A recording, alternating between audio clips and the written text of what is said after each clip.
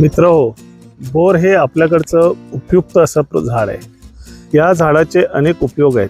या झाडाचा औषधी उपयोग होतो, आपण त्याची फळं खात असतो। या झाडाच्या वरती खूप पक्षी घरटी बांधतात। त्याची आपल्याकडची वाढ ही नियंत्रित आहे, कारण इथल्या शेळ्या मेंढ्या असे शाकाहारी प्राणी त्याला खातात, त्याची पानं खातात आणि त्याच्यामुळे त्याची वाढ नियंत्रित होते। मात्र ऑस्ट्रेलियामध्ये हे झाड स्थानिक नाही आहे। हे झाड तिथं तणासारखं वाढायला लागलेलं आहे आणि ऑस्ट्रेलियन सरकारने बोरीच्या झाडांचं, बोरीच्या तणाचं निर्मूलनाची मोहीम सुरू केलेली आहे। आपल्याकडे सुद्धा अशाच प्रकारची मेक्सिकन सनफ्लॉवर, ऑस्मॉस, रानमोडी अशी वेगवेगळी गवतवर्गीय किंवा तृणवर्गीय अशी झाडं आलेली आहेत, वनस्पती आलेली आहेत आणि त्यांचं निर्मूलन करणं ही काळाची गरज आहे।